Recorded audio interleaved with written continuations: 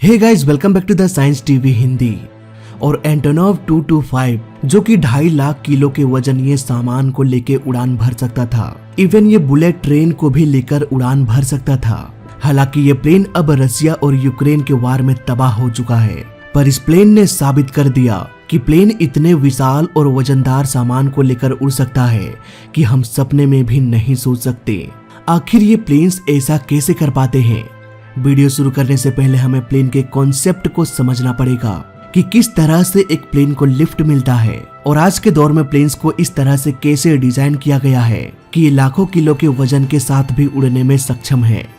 Suppose हमारा plane runway में आगे की ओर बढ़ रहा है, तो प्लेन के अपोजिट डायरेक्शन से चलने वाली हवाएं प्लेन को रोकने की कोशिश करेगी, लेकिन प्लेन का इंजन इतना अधिक पावरफुल होता है कि इन हवाओं का भी कुछ असर नहीं होने वाला और प्लेन आसानी से इन हवाओं को चीरते हुए आगे की ओर निकल पड़ेगा। अब आगे का काम प्लेन के विंग्स का रह जाता है।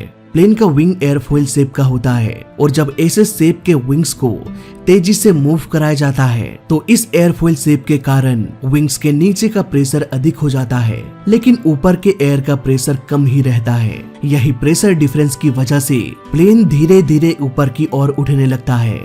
इसका एक बेहद आसान सा एग्जाम्पल आप खुद ही देख सकते हैं। जब भी हम कार या बस में ट्रेवल कर रहे होते हैं, जैसे ही हम हाथ को बाहर निकालते हैं तो कोई भी प्रॉब्लम नहीं होता, लेकिन हाथ के एंगल बढ़ाने के बाद हवा तेजी से हथेली से टकराती है। इसके बाद हवा तेजी से हथेली को धक्का देती है, यानी कि हथेली को लिफ्ट करती है। यही मैकेनिज्म एरोप्लेन पर भी लागू होता है। अब क्योंकि प्लेन का वजन इतना अधिक होता है, इसलिए इसके विंग्स में लिफ्ट प्रोवाइड करने के लिए प्लेन के रफ्तार को बहुत अधिक करना पड़ता है। इसलिए प्लेन को टेक ऑफ करने के लिए लंबे लंबे रनवे की जरूरत पड़ती है। प्लेन जितना बड़ा होगा उतने ही बड़े रनवे की जरूरत पड़ेगी, ताकि वो अपने जरूरत के हिसाब से रनवे पर गति कर सके।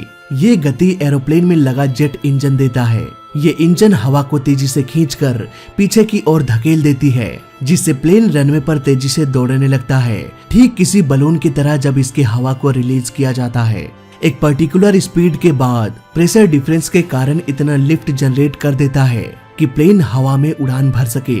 सेसना 172 जैसे छोटे प्लेन्स को टेक ऑफ करने के लिए लगभग 1300 फीट रनवे की जरूरत पड़ती है। वहीं लैंडिंग करते टाइम ये सिर्फ 600 फीट के रनवे पर भी लैंड कर सकता है।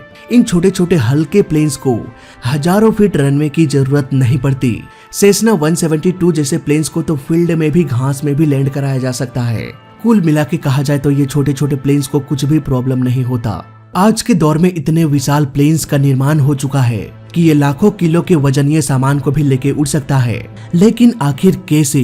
दोस्तों, किसी भी प्लेन को जितने भारी सामान को कैरी करना होता है, उसे उतने ही लिफ्ट की जरूरत पड़ेगी और अधिक लिफ्ट के लिए विंग्स के फैलाव को भी बढ़ाना पड़ेगा। विंग्स का फैलाव उसके साइज पर भी डिपेंड करता है।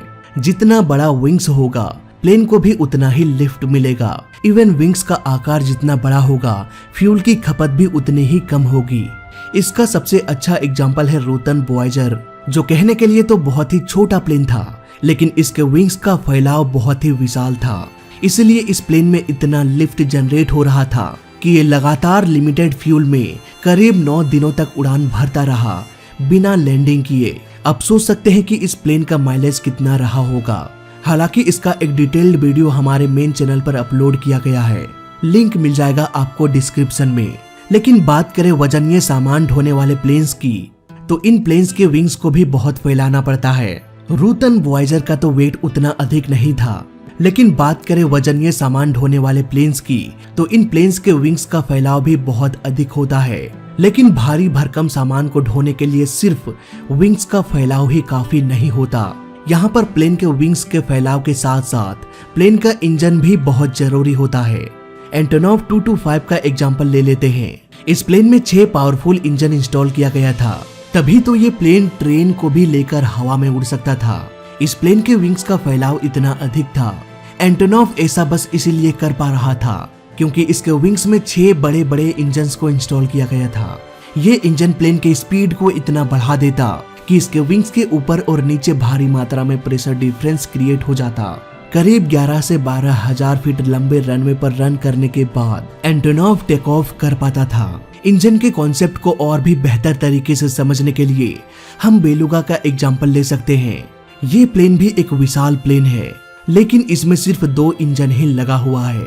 इसीलिए ये प्लेन ट्रेन के जितने बड़े खोखले सामान को लेकर बड़े ही आसानी से ये उड़ान भर सकता है, लेकिन ट्रेन के जितने भारी सामान को लेकर उड़ना इसके बस की बात नहीं है। सीधे सीधे बात करें तो बड़े सामान को ढोने के लिए बड़े प्लेन की जरूरत पड़ती है।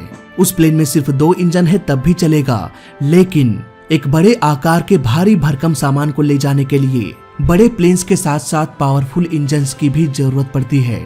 तो फिलहाल इस वीडियो में अभी तक के लिए बस इतना ही। जय हिंद, वंदे मातरम।